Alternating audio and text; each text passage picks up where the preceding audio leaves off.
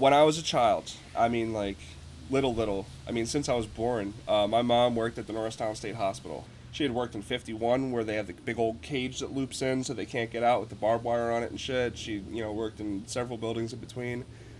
There was a patient there named Richard Greist. So yeah, no, he did this. He gets arrested and he pleads insanity, and he winds up in Norristown State Hospital. Right? He becomes a Jehovah's Witness, and he turns his life around. I'm gonna tell you right now, this man was one of the most pleasant, kind, loving, patient. I thought you were gonna say that your mom had like a relationship with him. She did. That's yeah. What in him? They were fucking. Yo, welcome to the No Limit Podcast, also known as the Go Get a Job Cast, said to my father by username I'm a Villain, who got his ass beat this weekend on Madden 23. If you're watching out there, fuck you. It's two of them and one of me, the Woodsman, Any Bull, No Limit Eddie. What up? No Limit Podcast, episode 87, straight from heaven. 87 minutes in heaven. Welcome back, Woody, dude. Nice to have you, dude. Oh, dude, it's excellent to be here. Woody part 2. Let's go. I'm ready. How's it feel to be here on a second episode? Part 2. I like when you say the part 2. Part 2. Part 2. Woody part 2. Dude, it feels incredible, man. First of all, I'm so happy we're in the shade. Like, Yeah. It's nice. Like, it's really, because there's a nice little breeze happening, you know what I mean? We had you out here last time. We could have switched up the scenery and brought you in the stew, but it's just a little too hot, man. I don't think we would have made it. Yeah. Yeah, no, see, it's fortuitous to me because now I get to see this banger of an Utz chips bag, half deflated, looking like there's some shake in the bottom of it that you're just, like, having some little munchies and you know better. And, it's Speaking like... of shake, how about that 10-strain train you brought? Oh, yeah. Beautiful. Oh, yeah. Oh. Yeah, he's got the ingredient list. We're in the deep woods once again. Deep Woods. Right over there. Shout out. Oh, he's got paperwork. Oh, dude, I'm old school. I write my stuff down. Woody's been in jail a few times. He's got plenty of paperwork. A few times. I've only been there once. So, in the 10-strain train, we had some Ghost Rider. We had some 5 on it. Some Apes in Space. Some Stracciatella. Lemon Grenades. Trey OG. Pelo Roja 42. Cheese Whiz. Yellow Brick Road. Cheese whiz. And Memberberry. Memberberry being your all favorite coming of the out. strains. I think I breezed through the last couple there in the Memberberry? Memberberry. I remember. Like, I member? I remember. You remember Wookiees? Oh, wait, it's oh, no, it's just Memberberry, right? It's Yeah. not I Memberberry. It's like you don't member nothing after you smoke it? Oh, dude, in fact, it gives me the giggles. Like I was telling Danny here, or Annabelle here, or whatever you refer to yourself Bull. as. Yeah. I'm both. Okay, good for you. You too. Yeah, I'm fluid. both. I'm fluid between Danny Twice and Eddie Bull. as good as one. You know what I mean? Yeah. But smoking just the Memberberry had me giggling like it was my first time smoking ever. It was neat. I was like legitimately just watching cartoons that were not meant for my age group, and I'm just thoroughly enjoying it. What do you mean? Like watching what? Like fucking. Like roly poly oly. Like you're watching no, like not real quite little like kid that. shit. It's what the fuck was I watching? So I live with a buddy of mine right now, and they've got 4 kids. Oh, so the right. variety of stuff that is on that television in the living room is Dude, hard to filter. But Kids like television is so dumb. Like real little kids. It's like real quiet and like weird. PJ Masks. What is it? PJ Masks. PJ Masks. It's just a kid's superhero thing, but like definitely like over the top, Oh. childish. You know what I mean? Whenever we smoke with you, dude, I feel super zoned in. I don't know if it's because we smoke like 10 strains in one joint. I don't know what it is, but I always your go stuff for- just, I'm zoned in on it. So I go for stuff that's high in beta caryophyllene, right? Which is the terpene that helps you like focus on one thing. Not to be confused with L-citrulline. Not sure what that is. I made it up. No limit. Listen, L-citrulline, not the same as beta caryophyllene. But yeah, no, that shit helps Is you it a focus lie? in. It's true, right? Exactly. Technically the truth. Reddit. But yeah, no, dead ass. Interesting. It I kind helps of feel you- zoned in too. Yeah, that's the shit I smoke before coming to work, and then I just try to smile and focus. And We it start doesn't really work. getting into deep thoughts definitely about good. life. Like pre-pod, we were talking about how you just got to move on. Yeah. And our past things, our past little sayings that we've all got that just lead us to all thinking the best thing to do is just move on. Yeah. And that definitely helped me. You saying we just gotta move on from what we won't remember. The more we remember, it's just farther away. So just gotta move on. For those who don't know, we're talking about, you and your guys, you and your girls. You're sitting around, you're having a chat about something. You stray off on a little tangent, as No Limit's known to do. All of a sudden, you're 5 minutes into that tangent, you have no clue what you were talking about before that. But guess what? You're never getting it back. You're never going to remember what you were talking about before that, so just move on. Just move on. Just forget about it. The quicker you can just move on, the better the rest of the conversation is going to be. Yep, exactly. We need to embrace that about everything in life. I can't for the life of me remember what it was that we trailed off from, and then the thing that trailed us off. And you know what? I don't care. Yeah. I think the thing that trailed us off, I can remember that. I'm slightly less affected by the 10-strain train than you. What you trailed off onto was the movie Prey. Yes.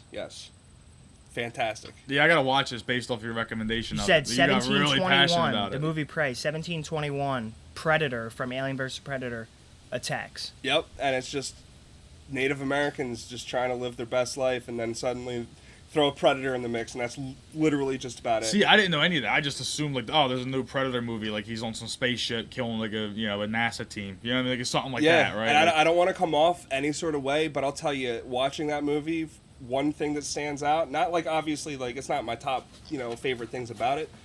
It's so far kinder on the eyes looking at the woman who plays the lead in that than looking at sweaty, muddy, bloody Arnold.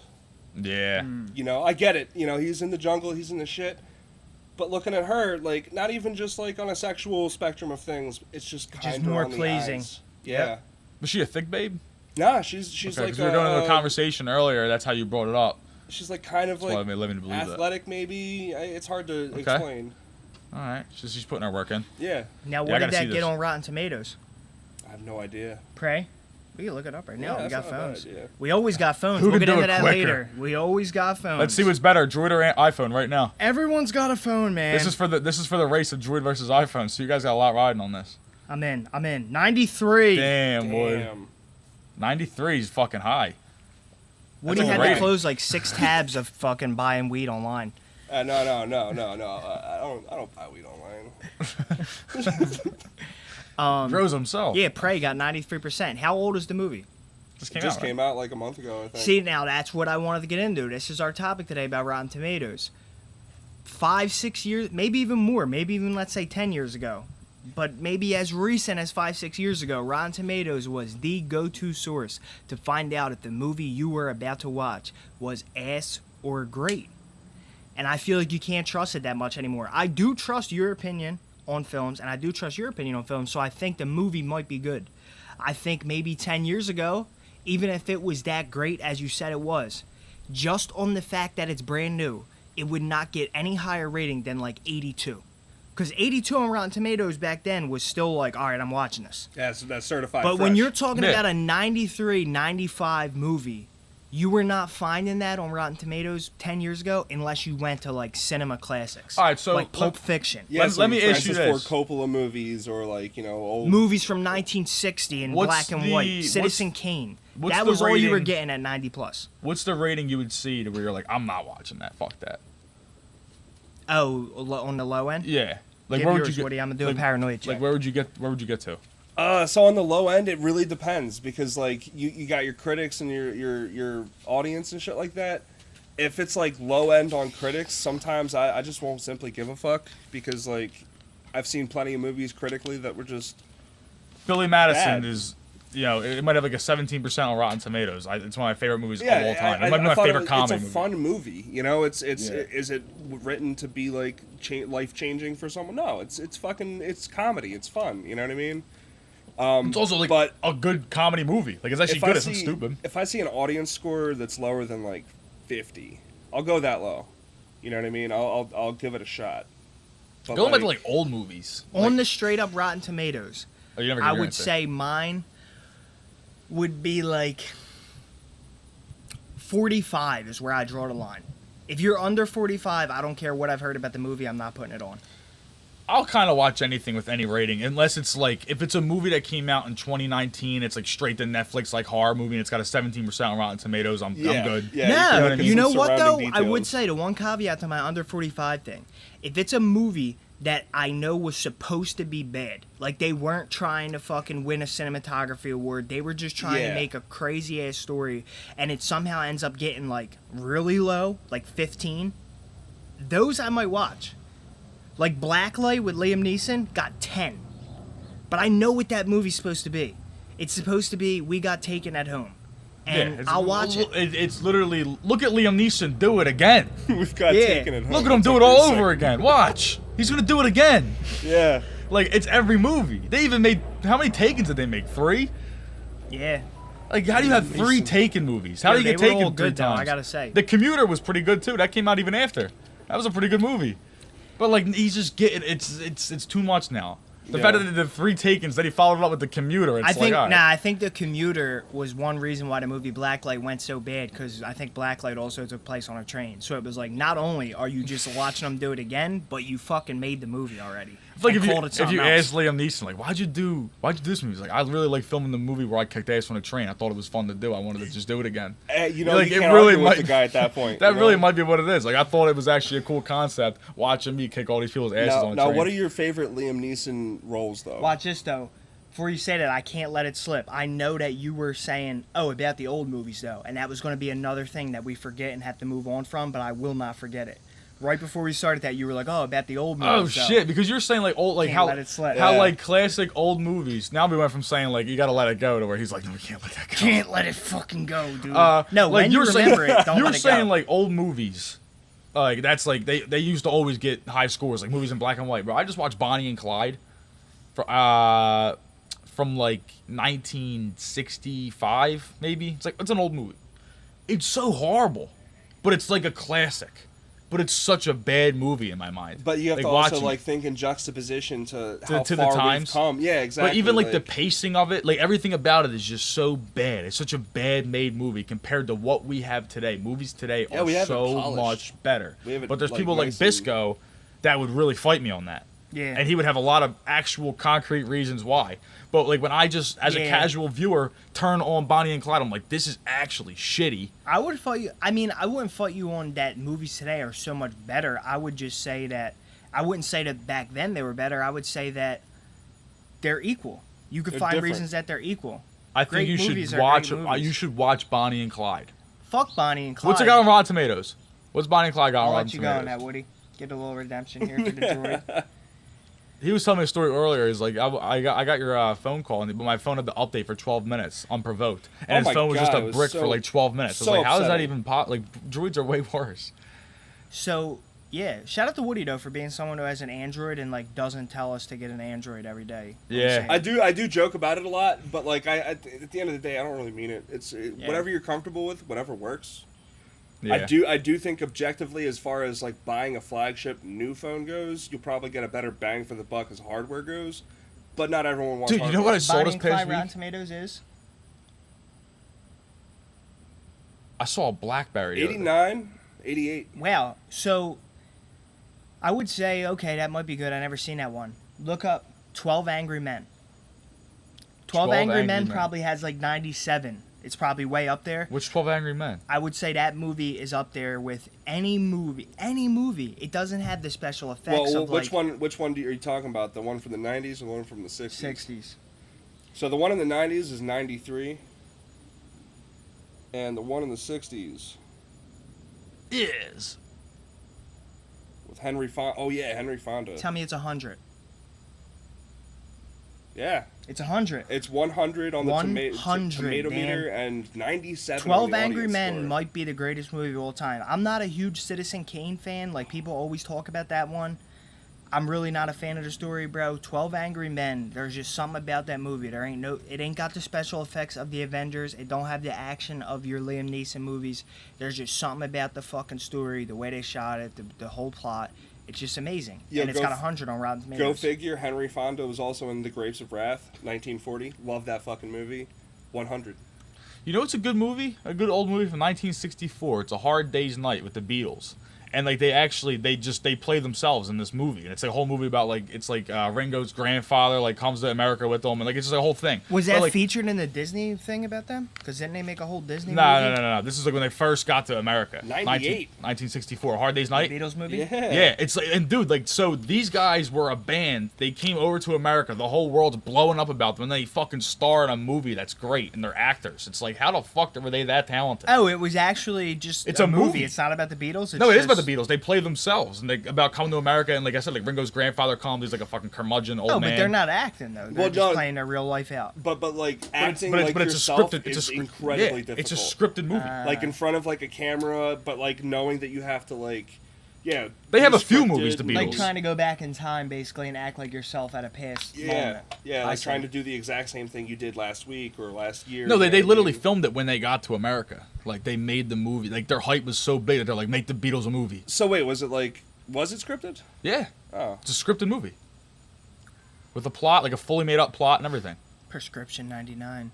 No, what's that song you said by them? That's backwards? Revolution 9. Revolution 9. Do you believe in that stuff? Like backwards music, like being for like Satan? Oh, I don't believe in any of that shit. So but like Revolution 9, as I was saying, was the only weird one because the song isn't really even a song. It's just like clips and recordings and like voices murmuring and like explosions. It's weird. It's not like a song. The way I look at it, when about do you think that came out? 1968. So acid was illegalized in 1969. So it was still not criminal to consume LSD. You could drop acid, listen to the Beatles, put some headphones on next to your little fucking record player and shit, and like lie back. You know, you could do some shit. You know what I mean? And just fucking trip out. And that's what most people did. You know, they would listen to albums like fucking not Lonely Heart Clubs or whatever Sergeant Pepper's Lonely Heart Club. Yeah. But I feel like that track right there was like that like let's fuck with these people track. Revolution 9. Yeah. Yeah, because there was a lot of shit. Because when Sergeant Pepper came out, that's when like the rumor came out that Paul had died in a car crash, and they replaced him with a lookalike, and people started getting all these crazy conspiracy theories about the Beatles. So I'm sure and they were fucking clowns. Like they were, if you watch like their documentary, the Disney one you were just talking about, or like anything about the Beatles, like they were always joking around and like making jokes and just being funny. So like it definitely wouldn't put it past me to like. Except for I wouldn't put it past them to like put some like shit on their album that'd be like, let's just fucking blow people's minds. Yeah. Like there's like an infamous story where John Lennon and Paul McCartney were hanging out in John's apartment in New York, and they were watching Saturday Night Live, and they're like, we should walk down there right now. We should walk down there and just say we're gonna be the musical guest. Like they had a musical guest booked, but like obviously they would kick anybody off for the show for a fucking Beatles reunion. Yeah. You know what I mean? So like we should go down right now and fucking play. And they were like, nah, let's not do it. But could you imagine if they did that? Not do it. No. Like, but that's how famous they were that they knew they could just walk down to fucking, or infamous they were. They could just walk into Saturday Night live recording and be like, yeah, we're playing tonight. Yeah, what's up, Lauren? How you doing? Yeah, you know and Lauren Michaels would be frothing at the mouth. Yeah, you know what I mean? Yeah, it's pretty Lauren cool. Michaels is like the leader of Saturday Night Live or something. Yeah. I think like everything goes like the show head and like everything goes by him. Yep.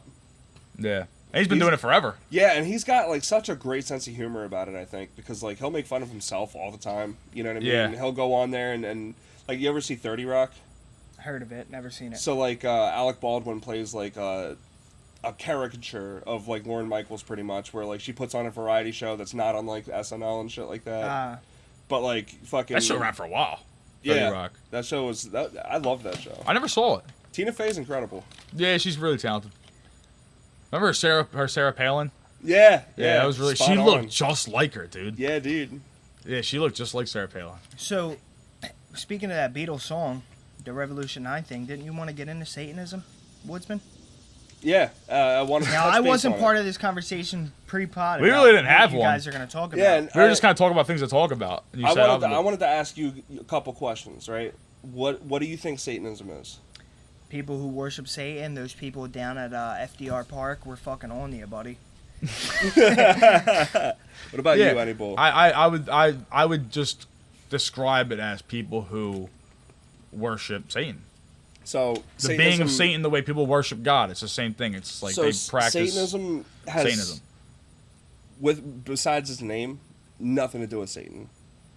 We don't think of Satan or you God. said we, so you're a Satanist? So I am not a parishioner yet. What's that mean? I don't attend the Satanist meetings. Yeah, I don't attend them. So you're like a lone wolf. Kinda. I'm waiting because they have to interview people from the Satanic Temple to make sure that you're not some fucking piece of shit whack job that's gonna make you look like pretty much make the church look bad, or the temple look bad.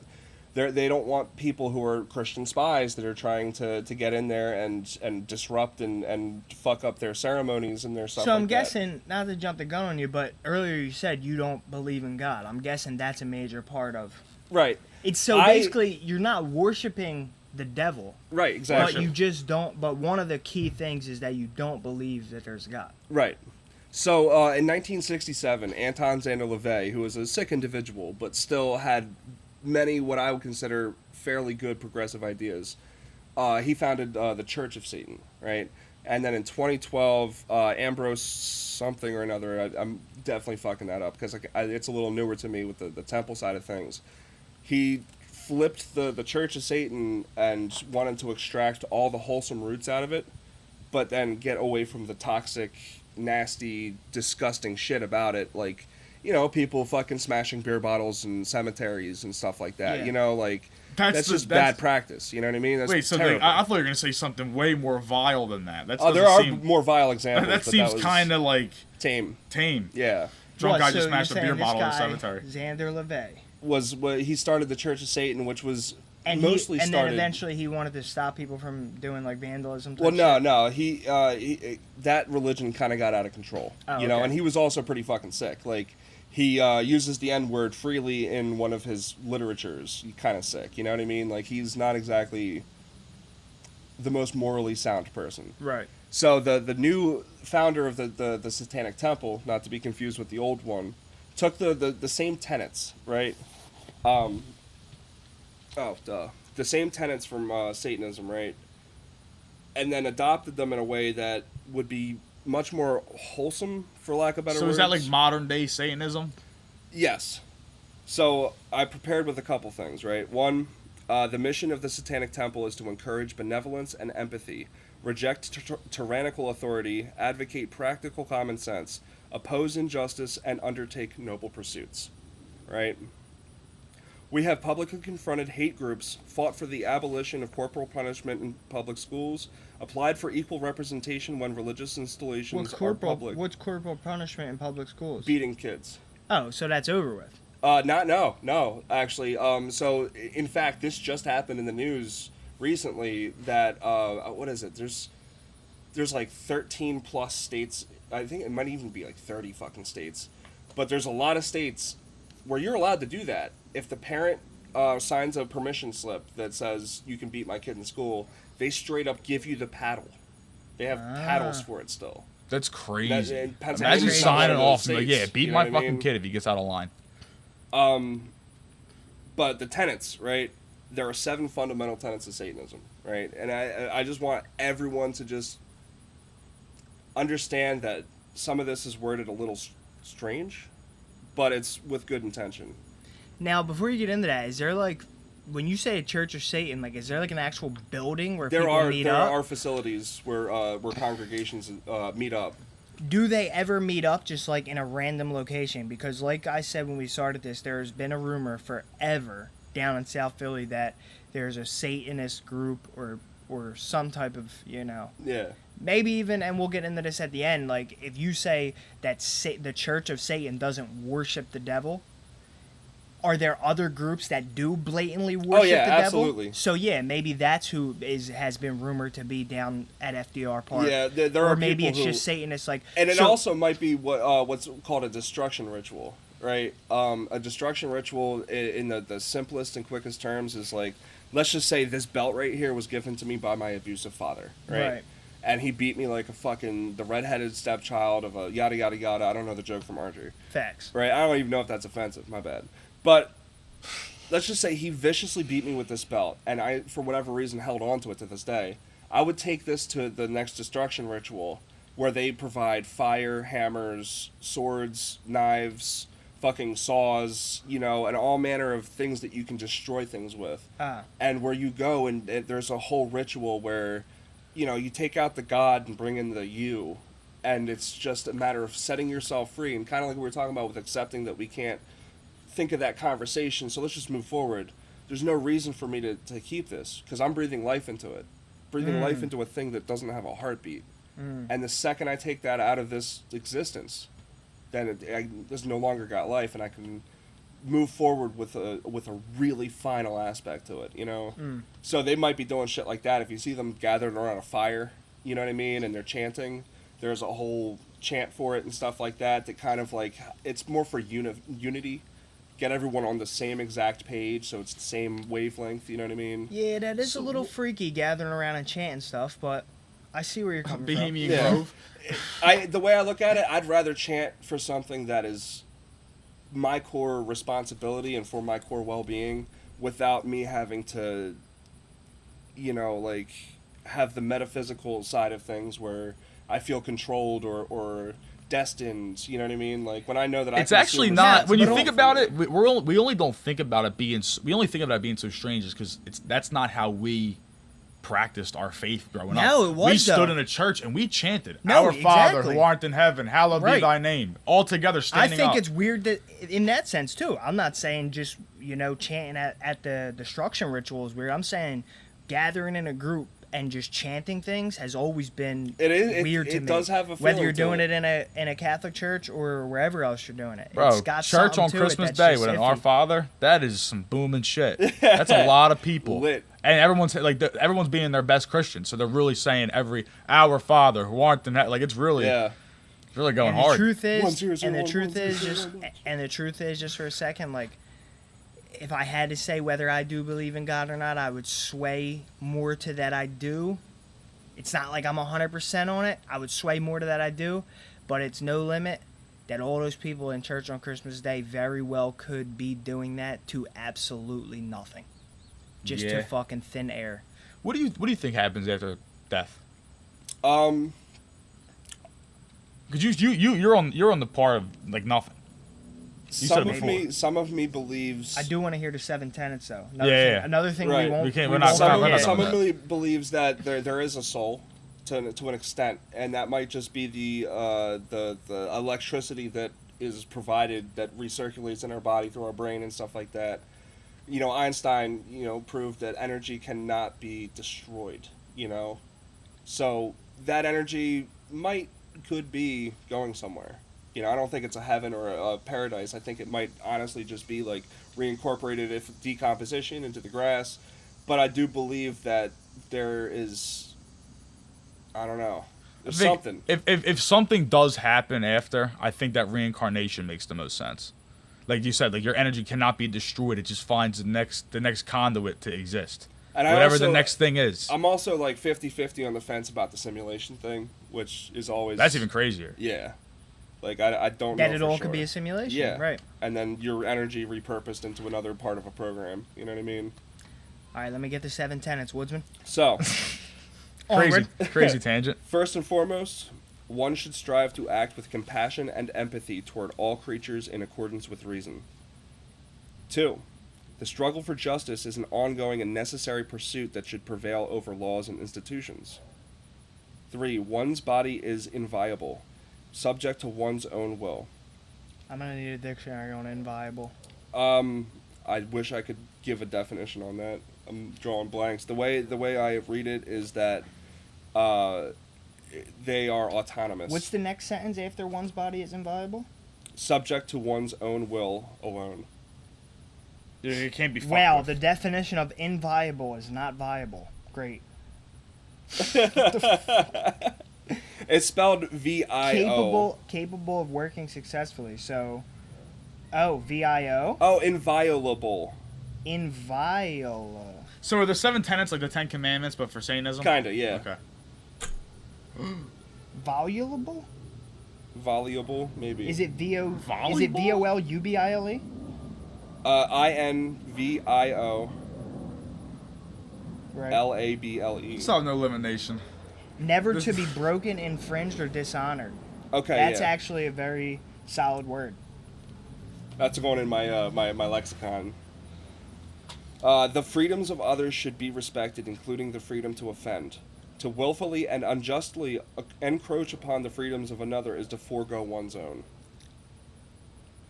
5. Belief should conform to one's best scientific understanding of the world. One should take care never to distort scientific fact to fit one's belief. So I shouldn't misquote something purposefully to win an argument, you know what I mean? Right. People are fallible. If one makes a mistake, one should do one's best to rectify it and resolve any harm that might have been caused. And then the last one, every tenet is a guiding principle designed to inspire nobility in action and thought. The spirit of compassion, wisdom, and justice should always prevail over the written or spoken word. The way I look at it is just a bunch of core principles. Can you give me the last sentence one more time? The very last one? Yeah.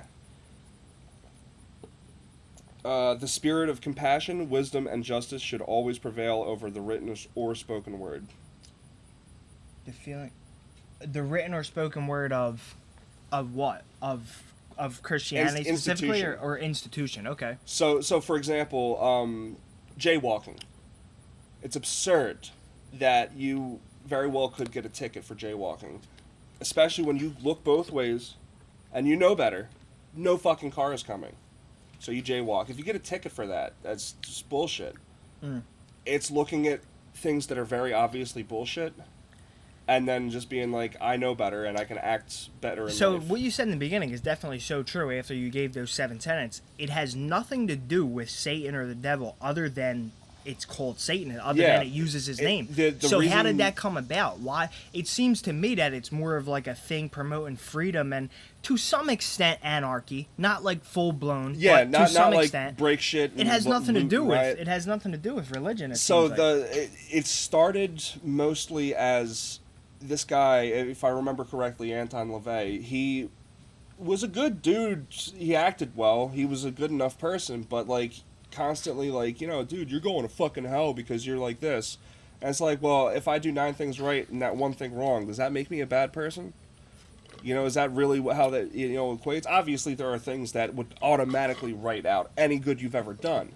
But that being said, it's not like, So when LaVey made the Church of Satan, was he in worshiping Satan, or he was on? No, he was on the wavelength where it was like, let's piss off Christians. But the reason he wanted to do that was because he wanted to make a religious institution, and he did, that was recognized as a religion, therefore tax exempt. And guess what that means? Christians can't complain about it anymore. I mean, they do, and they vandalize, and and it's not just the Christians either. Satanism gets a bad rep from just about anyone because that's kind of that's my main question is like, why not change the name? It's just going to give because it's trying to promote responsibility in everyone's religion. It's trying to say they don't want to be tax exempt. Satanists do not want that. What they want is for every religious organization to stop that. No, I'm not even saying in that sense. I just mean that's kind of how it really started. For people to believe in Satanism or follow Satanism or live like a life with it and like accept it in society. The name Satanism is so not egregious. What's the word I'm looking for? Perturbing? Yeah, it's just like no one really purposely trying to incite something inside someone. Right, like people are just going to be naturally drawn away from it because it's Satanism. Yeah. They're going to think the worst of the worst. You don't think about it being a level-headed type deal. I see what you're saying now about the taxes thing, but it contradicts with if they're saying like you said, the jaywalking thing. Like if you look both ways, you jaywalk, you get a ticket. Like that's bullshit.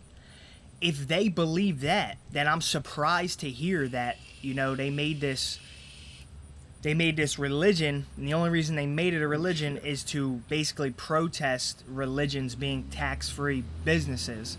So you're saying they would rather have every religion like Christianity, Hinduism, Buddhism, all that, pay their fair share toward taxes rather than be like a tax-exempt business. Yeah.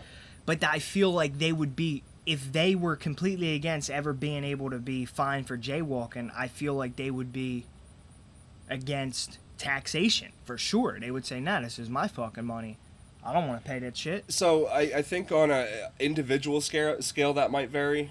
Like for example, like me personally, I don't mind paying taxes. It it doesn't kill me. You know what I mean? And like, I'm one of those guys. It's like, hey, fuck it. You know, if it helps someone, kind of thing. Although, yeah, there's plenty of layers to that I'm like, fuck taxes. Yeah. It's here or there. But it goes to Zelensky. He uses it to pay for Vogue photo shoots. The list goes on. Yo, shout out Zelensky real quick. They're going crazy on them Russians. Okay, I got a joke for you. Right. I'm ready. Here we go. Russian comes back from Siberia. He's been out there for a year. Off the grid. No phone, no internet, no mail. Just icicles from his beard. So his comrade comes up to him and he's like, it is bad. You know, we are now in war, and now NATO is involved. Because it was in the Russian news that they're now against NATO and that they're like full on like, we wage war. Yeah. And the guy's like, oh my god, that's terrible. How many units have been lost? And he's like, oh, we've lost like 4,500 people in Ukraine alone. And he's like, oh shit. But how many NATO soldiers have we killed? Sorry about that. And this guy's like, oh, NATO has not showed up yet. Ukraine's kicking ass. Wait, that's the joke? Yeah. I don't get it at all. So I'm too dumb. Russia's lost so many soldiers and NATO's not lost one. It's like so when Putin put that bullshit out where he's like, yeah, we're now in war with NATO. That was just so that like he didn't look so bad. I kind of think that this is that's the why start. they're losing so many soldiers. Is because this NATO's war is involved. definitely like the start of like Putin's demise. I think he's just gonna keep going until it's just the end for him. It all started with that fake workout he did. Really did. Yeah, I think he got the whole camera crew together and he started hitting the chest flies and he tore a pec and fucking. Ooh. He didn't tear a pec that we know of, but I saw those reps. I think he might have. He's not a commission. So that's why he started war in Ukraine. So Woody, how about that time you were raised by a mass murderer? Wait, so just to cap that off, are you trying to say that like more people should give Satanism like a look-see? Not as much like in a sense that like, hey, come see us and come join us. More in the sense that like if you see, you know, someone operating and they identify as a Satanist and they follow the tenets as best as possible in their life, because no one's perfect, you know what I mean? But like, if you see someone trying to be a good person. Yeah. I would say, you know, if you strip it down of everything else, a dude who follows those 7 things that you said, forget about the name, forget about everything else. You follow those 7 things, I would say you're a decent dude. Yeah, I agree. You're a decent Satanist. Just try to aspire to be good. Hell yeah. In all aspects. Like, and at the end of the day, like, screw all religion. Just be exactly. Good person out in the world, in society. Just be a good person. So you mentioned so that, now about that mass murderer. That time. So when I was a child, I mean like little, I mean since I was born, my mom worked at the Norristown State Hospital over there in Norristown, and she was a practitioner's nurse. You know, she was on hands. She worked in several buildings. She had worked in 51 where they have the big old cage that loops in so they can't get out with the barbed wire on it and shit. She worked in several buildings in between. There was a patient there named Richard Greist. And he had been in there for several, I don't know how long at that point, so 90s, like 20 years at the time, maybe, something like that. He was in there for 20 years. Something like that, maybe. You know, at least a decade. How old was he? Probably my mom's age, which it's hard to, it's funny, I can't even think of a number. It's just, I know, really? That's my mom's age. But what had happened with him was in 1970s, some shit or another, he wound up murdering his wife, and he just had a psychotic break. And what happened was he, I don't know if he eviscerated her or what, but he wound up going in and he destroyed her pregnant, unborn child. And then he attacked one of his, I think 2 daughters, and while he was attacking her, he managed to gouge one of her eyes out. And the other one had fled and called the police or something like that. And I believe he killed another one of his children. So he killed 3 people, or 2, 3 if you consider the unborn child a third, you know what I mean? Which I think the court did. He pled insanity. Here, you know what? The picture of him being arrested is insane. Why? Because he's covered in blood. Really? So he got arrested as he did it. And this is all before he ever met your mom at the hospital. Oh wait, right? no, he's not covered in blood in this one. Take a look at them. Whoa. That's crazy. Well, while you're on that, save it and send it to Danny. So Absolutely. You can have it for the... So yeah. Also I gotta get your number after this because I wanted to call you when I was upstairs to say something, and I was like, how did I not get Woody's number last time? But... Yeah, no, for sure. So yeah, no, he did this. He gets arrested and he pleads insanity, and he winds up in Norristown State Hospital. Right? He becomes a Jehovah's Witness, and he turns his life around. I'm gonna tell you right now, this man was one of the most pleasant, kind, loving, patient, and so he and met your mom earnest. at the Norristown Hospital? Yeah, after he was a committed patient. these crazy crimes. He was a patient there, and she was his nurse. And then he went on to become Jehovah's Witness and all after that? Prior to them meeting, I think he was Jehovah's Witness at this point. How I don't long know of that. a stint did he have in the... He's still in there. He appeals once a year and gets turned down every time to be released. All right, keep going. That makes me think, how were you partially raised by him? But we'll get there, I assume. So my mom working there, she worked the graveyard shift, and I would be babysat from 6 p.m. to 6 a.m. or something like that. Yeah. And she would spend her free time at the state hospital with him, right? So he would, they could wander wherever they want as long as they're on the grounds. They don't even have fucking gates. You'll see patients wandering around Norristown all the time. I mean, thankfully he was collected, albeit, a fucking murderer, but this man would take me on outings. We would go out on picnics. Oh, on the so grounds. in the free time, yeah, you would go with your mom. And... Dude, I watched my first anime movie over there, Princess Mononoke, Studio Ghibli, on a rollout TV cart that he had to rent, right? And then bring out, and he had the VHS tape for it. And I remember sitting on a very stiff, this is anime? luxury compared to the couches that they had in this place. We would sit there and watch these movies. I watched Jurassic Park 3 there for the first time. You got a fucking ghetto bootleg or somehow, some way. But this dude also happened to run a real estate business called Gray Squirrel Incorporated out of the state hospital with his cell phone connected to a laptop. But why would he need that? Why would he need to do that? Internet. No, but why would he need to run the real estate business? Oh, I don't know. He was but he made money. Prison, you know what I mean? And he was the perfect landlord because he would never stop by. You know what I mean? Yeah. And my mom rented from him. We rented a Wow. fucking house, 226 East Poplar Street in Norristown. And I lived there for a long time. He actually wound up meeting a woman on the internet from New Zealand named Frances. And she flew over from there to meet him and marry him. Wow. Now, also, fun fact, on top of him having killed that wife, he married another woman after that while he was still a patient who wound up committing suicide. The woman committed suicide. It's his second wife. Whoa. See, people got crazy ass stories, man. It's weird. The shit people go through, the roads people travel through their life, some of them are insane.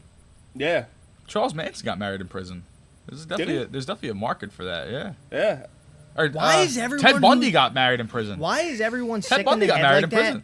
Why is everyone sick in the head like that? Just so I don't even know. They just succeed at life. This guy did all that you said, and then he's just chilling at Norristown facility. You know what? I got this cell phone, this laptop. I could start making a tens lot of thousands. of successful people are psychopaths.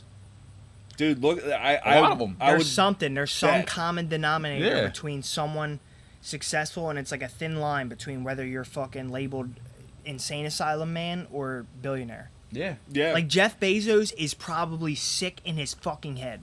There's got to be similar, For sure. Elon Musk, sick in his head. There's got to be similar agonizers and inhibitors in their brain that are or aren't firing off that are corroborating, like you said. There's got to be something the same that's broken. How about that dude? What's his name? Armie Hammer, successful actor. In both of those movies on Netflix with Batista, where they fight the zombies, the Las Vegas one, and then the other one, it's the prequel. Found him eating human parts and shit. But it's delicious. No, I thought he was sucking. I thought he was sucking wounds out of people and stuff. Nah, dude, he was eating. Really? He asked someone to suck their wound, and that's how they kind of started being like, "What's up with you?" And then they found that he was eating. Oh, human right. parts. You're right. Whoa. People- But on some real shit though, I have heard that human meat is addicting. That it's I've heard good. that I it's wonder what it tastes like. Do any I other think- animals do cannibalism? Eat the same animal? I feel like the answer's got to be yes. I feel like the answer has to be yes. You know, it's the law of averages and statistics. It has to be yes. Well, there's like even if they're not supposed to, like there might be like that AWOL fucking. Fish. Just about any goddamn fish. When I worked at Petco as the aquatic specialist, dude, if a fish would die, they would fucking pick that motherfucker clean. My friend had a fish tank with like 12 fish and a catfish, and the catfish ate them all. That's the thing about fish. When you have a fish tank, you can't have certain fish together because they'll just eat. Oh, I'm talking about like a tank with just tetras. If a tetra died, the other tetras would be like, ooh, this is delicious. And eat it. Yeah. Whoa. I don't think they would necessarily. Dude, who did you hear human meat was delicious from? I didn't hear it was delicious. I heard it was addicting. I heard it chemically changes your brain because you're consuming like a certain like, I don't know if it's part of a DNA thing or whatever, but like when you consume human flesh as a human, well, when they talk about I'm sorry, I'm gonna cut you off. When they talk about those conspiracy theories, like about just the elites and shit, and like, you know, fucking shit they do with kids and just just all the weird shit that people talk about. They say that one of the things is the adrenochrome, which is really just like adrenaline. And they say that like, you know, kids, if you fucking eat a kid or if you get the blood from a child, this is the crazy conspiracy that that has more adrenaline in it and it does something positive for See, I struggle with believing that because vampire lore is very similar. Like old vampire lore, like back in the day where like they would say like babies and children are the freshest blood, so it would be the most delicious. But I feel like what you're saying about just eating humans in general goes into that vein. Like that is true. That's like veal. You know what I mean? Yeah. Veal is baby cow, right? Like I saw a video. Some guy was saying that in his I don't know what nationality it was. I don't know what part of the world he was from, but he said that his grandmother taught him that when you're scared, you drink the pee of a child. That's when you're scared. That's what you do for courage. And it's like a real thing. It's a real tradition. You drink a kid's pee. But it has to be like before the age of 5. After that, it starts to become tainted. You have to drink a kid's piss. But like to think that is like an unironic like. Yeah, like that's dead serious. The guy was like, your grandparents. He was like, ask your mom and your grandmom. They might know about it. My face is twitching in disgust. I legitimately see it now, like the micro muscle spasm there. Yeah, that's what he said. That's what this man said. God damn. There's people out here doing crazy stuff, guys. How about that airline food? food? Nah, real shit. People are just nuts. Like we said, there's a thin line between someone who's considered a psychopath and someone who's extremely successful in life. We brushed on it last week, that weird Kevin Spacey video that you sent me. Dude, that was just weird. I didn't even know. I never seen House of Cards. I don't know his character. I don't even know what exact moment like he was even referring to in the little speech that he gave. But it was some freaky shit. It was just him getting back in the character, being like, because the show had ended with like, I never seen House of Cards. But I'm pretty sure he dies in the show, and that's how it ends. So it was like him getting back in the character, but really, he's talking about. While he's in character, you can tell that he's talking about how he got canceled. Yeah. For all of his shit. You ever saw the video? No. You have to watch it. It's very creepy, and he's being very deliberate with his words. Yeah, I hate when people do that when it's like, dude, you're not saving face at all. You're not. I don't think he's trying to. I don't think he's trying to save face at all in this video. I think he's basically saying like, you thought you could end me, but this is never gonna end me. He's a weirdo. Yeah, creep. Sick. I definitely thought, though, just to close out the Richard Guy story, I thought you were going to say that your mom had, like, a relationship with him. She did. That's, They were fucking. But while he had a wife, that's nice.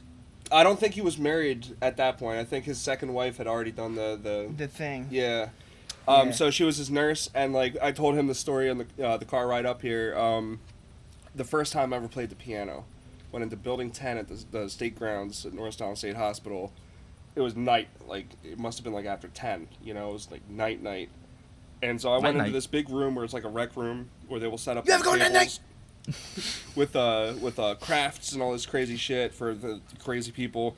But it had been cleaned out because it's in the middle of the night, and there was just a grand piano there. And they told me, all right, Woody, you know, play around with this and, you know, have some fun. And, like, maybe an hour or two had passed, and my mom came back at it. Fuck off if I knew where they were. But I was just absorbed in this piano for however long, right? And then later in my life, in my like early 20s, my mom was like, "Oh yeah, talking more openly about sexual adventures that she's had and stuff like that because she didn't really have friends, so like I was like, fuck it, I'll be your friend. I'll listen to whatever you have to say." You know what I mean? And she's like, "Yeah, like I hate to say it, but he and I used to," and I'm like, "Okay." How would she say it? Very like vague at first, but then sometimes like I'd be like, "I get it," and then she'd be like, "No, but do you?" And I'd be like, "Yeah." And, yeah, we had sex. I get it. And then it's like, well, you don't have to punctuate it. I get it. Yeah, I feel like you probably put two and two together yourself before she ever even told you that. Like, as you grew up, you were like, of it was just right over my head, dude. At one point, we were on a picnic. You believe that. See, for me, I find it very hard to believe that a dude and a girl, I feel like a dude and a girl could definitely be friends, but if you're friends and you, to the point of you're like hanging out every day, neither of you are attracted to the other sex, like the guy's not gay, the girl's not lesbian, I find it very hard to believe that there's any relationship like that where the two are not fucking. Right. I kind of agree hardcore with that. Well, I have platonic, friends, but you were also like 6. Yeah, I was like super young. Yeah. And my dad. I just would have thought like as you grew up, you would have been. You said, well, I have platonic friends. So. I know, Yeah, but you have platonic friends, but you're bi. Yeah.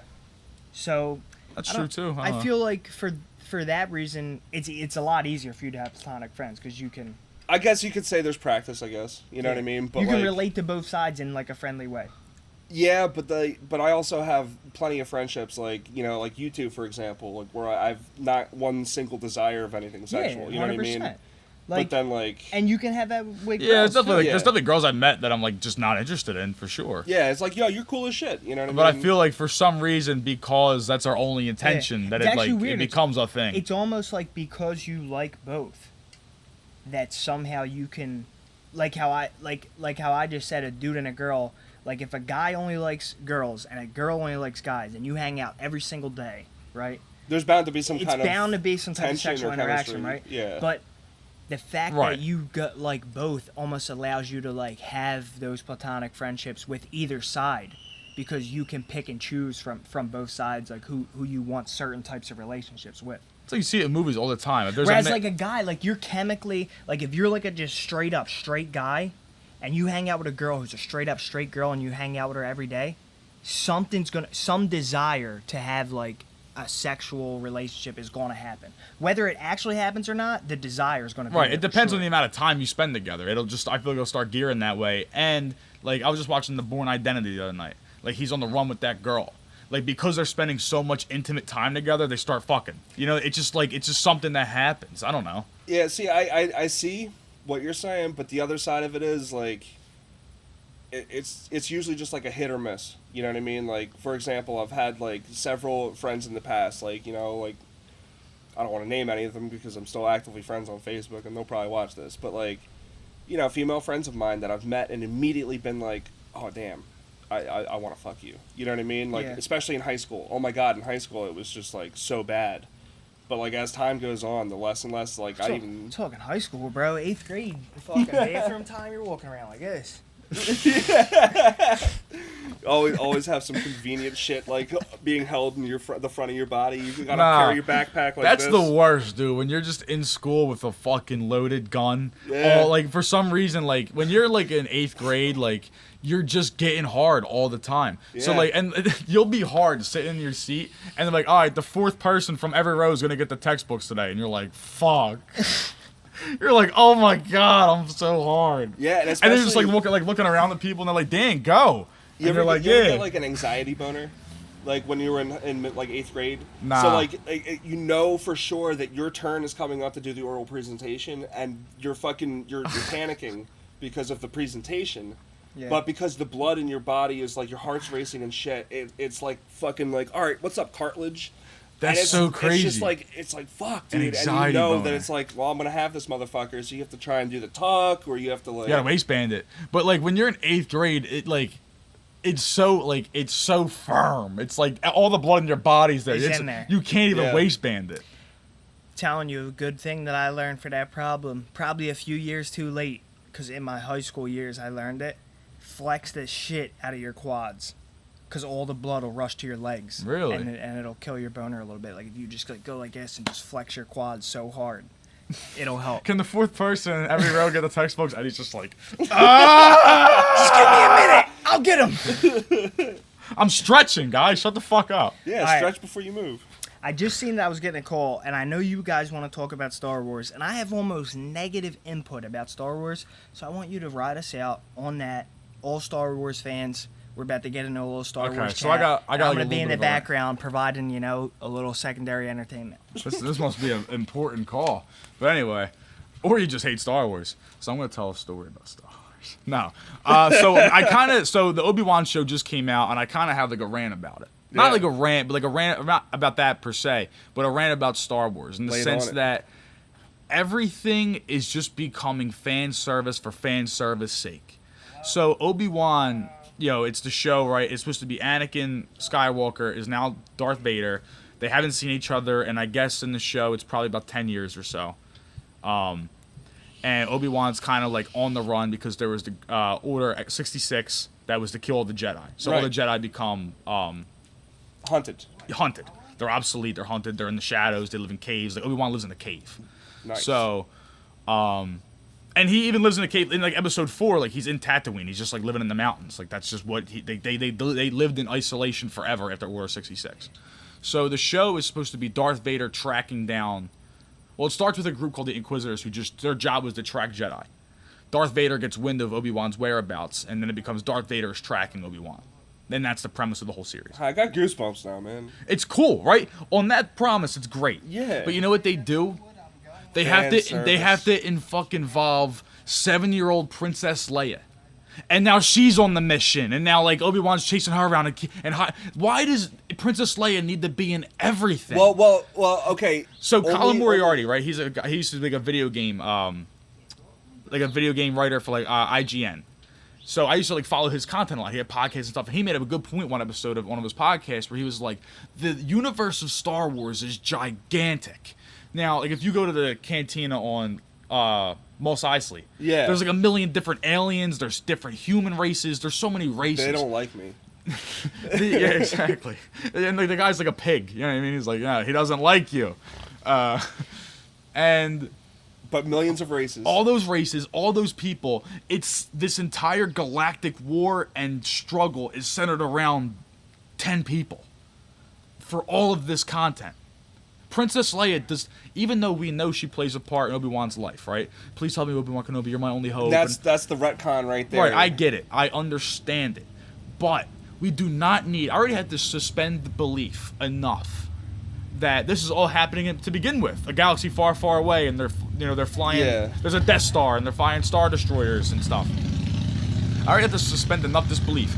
Princess Leia cannot be going into a vent and like climbing through and like fixing wires with her droid at 6 years old. Because she's the hero. So get the fuck out. Having not seen it, I 1,000% agree with you, because I can understand where she talks about like you fought alongside my father in the Clone Wars. You know, you that makes it cool. It's a call out. Yes, and then if she were to appear, awesome. Let's do that. Let's have a little face. But when you start describing her like literally going on missions with him, crawling through vents, and being like a crucial on missions element in like a plot point in a story arc, no. Right. That's why in A New Hope, Obi-Wan Kenobi, you're my only hope. It's a call out of hope, desperation. They need something. Yeah. If she went on missions with this guy, that's her buddy. You know, it just makes it so much more small. Yeah. If she were to just one day just heard about stories and tales of this Jedi, Ben Kenobi, Obi-Wan Kenobi, who knew my father, who I never knew, and the rebels were getting their ass kicked, and she was getting arrested by her father, by Darth Vader, who she doesn't know is her father at that point in A New Hope. She just calls out a signal, a beam of light of hope that something can happen for her, and then Ben Kenobi gets it and goes through and then finds Luke and gets the whole ball rolling. So I'm a huge fan of Star Wars in the element that a lot of it is far-fetched. I think that part is awesome, because if you really think about real war, a lot of it's far-fetched. Some of these little tiny victories that have led to like the avalanche of bigger victories and stuff like that should never have happened. It's like 1 in a million, and these celebrated war heroes, people who have gone above and beyond exist. But like you said, it starts to feel more small when it's consistently isolated to these people, because that's not how real world works. That's not how the real world works. I get it's sci-fi fantasy, but like they depict the human condition and the hopelessness of, like, you know, the rebels losing and being fucking destroyed, and then eventually that awesome triumph of taking down that first Death Star. You know, it's like, whoa. Mm-hmm. But then, like, I'm sorry to say, but that's not going to happen with the same person twice. Yeah, exactly. That's lightning striking and now, in the same place you've twice. never saw episode 9. Right. That makes it even smaller. It makes it even smaller. Okay. You have to watch it. I told you jokingly that I love the 8th one, right? I enjoyed it. As I'm sitting here thinking about it, too, because when I watch the movies, because I'm a big Star Wars fan. I'm very passionate about Star Wars. I feel that. I see that. So, like, watching those movies, I love 7. I thought 7 was great. Yeah, I thought 7 was fun. And it's really, they just mirrored A New Hope, right? That's really what it is. They mirrored A New Hope. Yeah, literally. Like, they went, like, scenery to scenery with it, too. Very small side note. Although I love BB-8, I also, a big pet peeve I have of Star Wars is that everybody needs a droid. Everybody needs a witty talking droid who's funny. No, we don't. No. R2-D2, that's what makes him R2-D2, is that he's a witty droid who has, like, comedy. Like, he's funny. Right? Yeah. He's, like, funny scenes. You can hear him when he's sarcastic. And C-3PO is, like, you know, the worry wart. Like, I think we shouldn't do this, guys. And he always gets caught in some trouble. But drones should just be drones.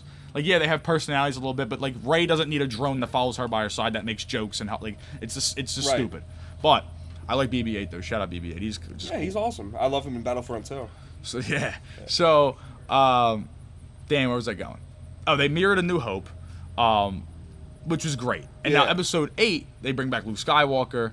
And, like, as I'm sitting there, like, maybe Luke Skywalker should have faced Kylo Ren the same way Ben faced Darth Vader. Yeah. You know, I'm sacrificing myself so you get away, which he basically did, except he wasn't physically present. Right. He used the Force to send this Force ghost out, and that's where I just kind of just get annoyed. That's the Dragon Ball Z syndrome right there, where suddenly, some way, there's this mystical ability that's been there all along that they knew they had, that, of course, they never once used when they probably fucking should have several times. Exactly. You know? And there's another scene in episode 9. I'm pretty sure it's in episode 9, so I won't talk about it. That's okay. Where another character does the same thing, and it's like, well, where the fuck was this for the entirety of the universe? Yeah. One thing about 8, you know, and spoilers, I know it's late, but, like, Leia, suddenly, out of fucking left field, has the Force. That's what I'm talking about. Okay, so it was in episode 8, where she flies out of the spaceship and she just just let her dead. drift away and die. Yeah. Just let her drift away and die. That's how those movies should have went. The way Han Solo came right in episode 7 and gets killed by his son, perfect. Get him out. Yeah. We saw him, fan service, we saw Han Solo, he's done. Yeah. Because the way they brought him back was perfect. He's still on the run, he's still getting into trouble, he's still screwing people over. They're like, Solo, you owe us money, buddy. You know, he's still being that sleazeball, and he gets killed. Fine, totally cool. That's the great fan service. But now to bring Princess Leia into this pivotal role, she's back. You kill her, and she's doing great in the movie. She's doing great. Yeah, she's doing great for what she is as a character. Right? Yeah, right. She's the general. She's the general. Like, she's General and you Organa. can see where she came from in fucking like A New Hope. Right. You she's know no I mean? longer Princess Leia. She's General Organa. That's what she is. That's what she developed into. It makes total sense. She's a hero. And then she's literally drifting out into the depths of space and opens her eyes and flies into the cockpit. Yeah. Of an exploding fucking ship. Yep. Like, I should be in the theater with my mind blown by this point. It's the climax of the movie. And I'm just getting angry. Yeah. I'm like, you're ruining it. Fucking sense. You're ruining everything that's good about this. And it sucks because it's not even just Star Wars. It's a cancer all over the place. Yeah. I love Archer. You know, I really do.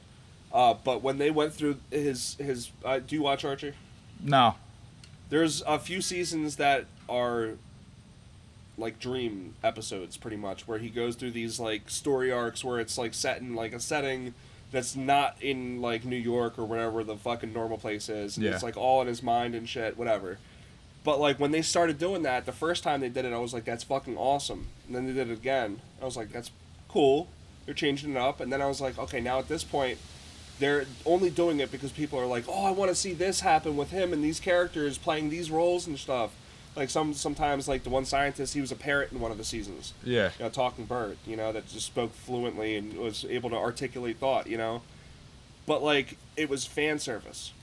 They were catering to what they thought the fans wanted. Because the fans wanted to see this character. They didn't want to not see him. Yeah, and right. so they kept catering to the idea of what the fans wanted instead of what made the show and what made Star Wars fucking incredible was the fact that he wrote this fucking script out of full creative juice. Yeah. Went in knowing that it was in his head, he wanted it the way he wanted it, and wasn't influenced by the outside. You know? And then you look at episode 1, that was a great example of when fan service is done right, I think. Yeah. You know, like C-3PO is introduced, you've got R2-D2's introduced. Yeah, like Anakin's a kid. Anakin's introduced. Darth Vader's introduced, but he's introduced as a boy. Yep. That's how the story starts. Obi-Wan Kenobi, this old fucking man, is this fucking teenage boy pretty much, or whatever he was. They still were able, like George Lucas is just great at making characters. Like he made Indiana Jones in that whole universe. Like then he brings in Darth Maul and Qui-Gon Jinn and Elefunkus Tecmo. That guy, Jar Jar Binks. Say what you will about him. I'm sure you've seen the theories on Jar Jar Binks being a Sith Lord. I actually think that's dope. Yeah. If he's like really just a con on people and he's just playing them like a fool the whole time so he can really infiltrate them. Which would make sense because he fucked over a lot of Gungans too. Yeah, dude. And he was actually like, you saw like how he's like the drunken fist style fighting. Like all of his moves are calculated. Like he's definitely like. Especially in the war in Clone Wars. He's definitely strong. He's like whipping the fucking shit around. Yeah, and, dude. Like he's definitely not he's not a loser. Yeah. And the way you were saying like it's a cancer around like kind of like the industry of like entertainment is like even with Marvel and DC movies. How many times are they going to reboot Batman and Spider-Man and people just eat it up and it's the same fucking characters and stories? How many times are we going to see Batman unfold? See, we know who he is. That's why I really enjoyed Joker. Like, I know that there's a good reason not to like the movie. It was amazing. But I thought it was fucking awesome. And the part of that was because it completely removed and detached from Batman any established story that we had, and it was just like it's the first time that a character has been done completely new in my mind. Right. And now they're gonna have Lady Gaga as Harley Quinn. I'm excited They're about not that. gonna put Batman in this movie. The people waiting for Batman to show up. The Joker isn't going to take over the fucking universe. When they introduce Bruce and like start flying helicopters. He's a little kid, and there's no way that you're gonna be able to somehow get Joker to age and not look like decrepit and shit. You know, he's going to have to be the age that he was or virtually around the same age. So you can't exactly put I will Batman say in that this. Batman might be a bad example because the Michael Keaton, Jack Nicholson Batman movies. Yeah, the Tim Burton movies have a style. The Robert Pattinson one was good. Right, so they have a style and aesthetic to them, right? Where it's comic, it's exaggerated. Nolan did a great job too, I think. That's what I want to say. So it's like the Michael Keaton, Jack Nicholson is very camp, right? It's very Tim Burton-esque. Yeah. And then there's the 90s ones that kind of follow in the same vein, like a more of an animated Batman movie, but live action.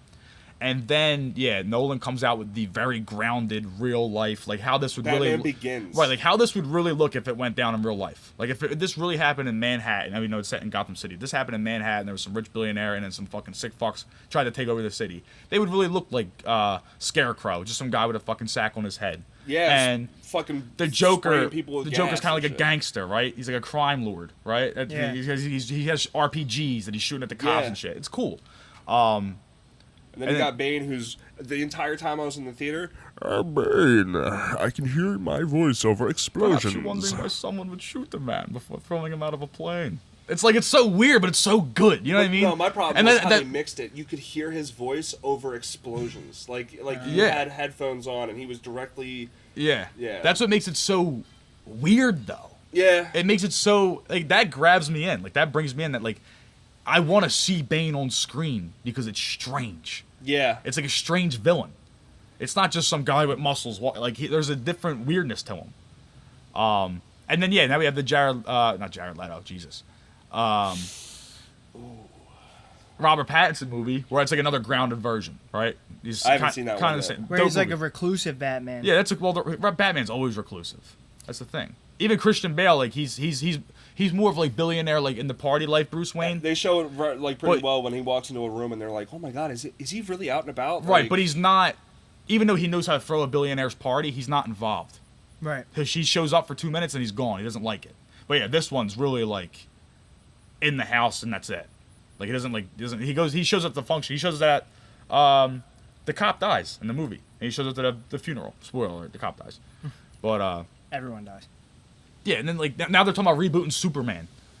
Fuck that. Like how many times? I'll be honest with you. When they did reboot Superman and Henry Cavill played him, I loved it. I thought he was a good Superman. I had friends who were like super like comic book fans that were like that sucked because like they did Krypton wrong and they did this wrong. Superman has bad villains. It's hard.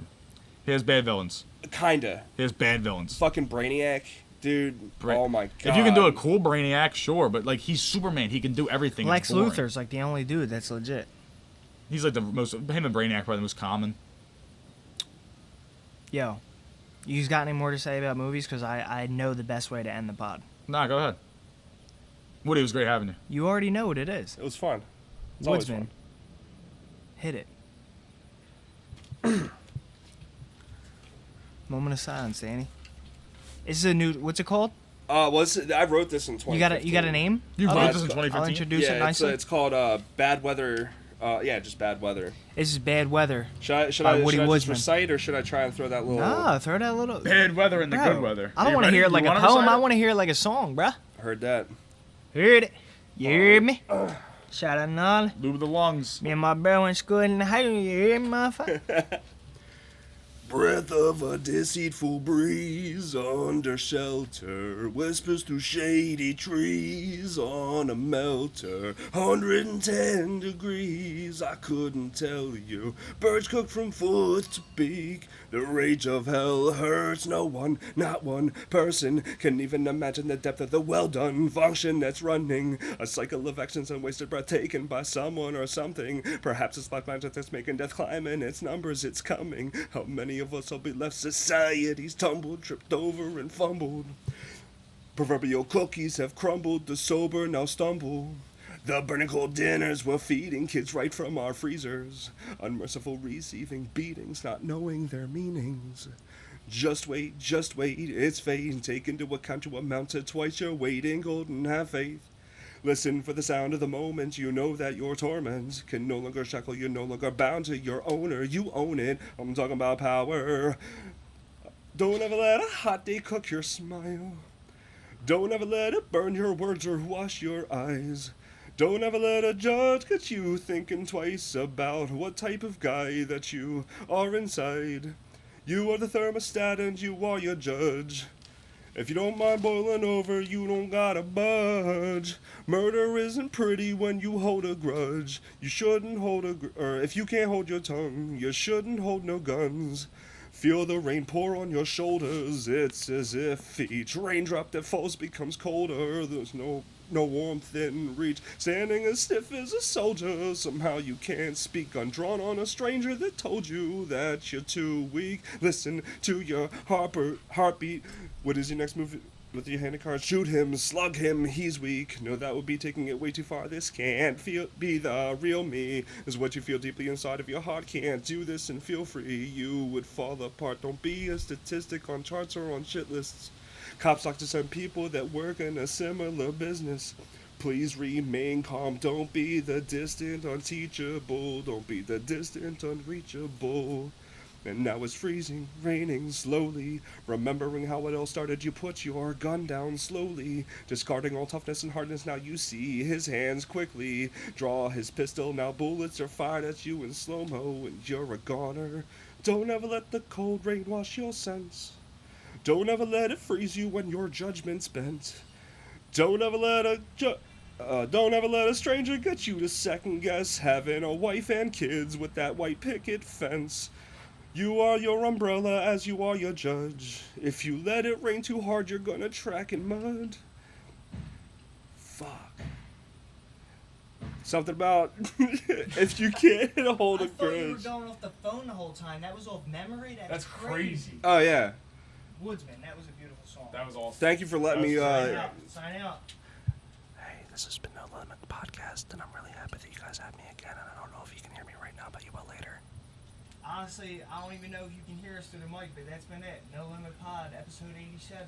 We'll see you at 100, motherfucker. Love you.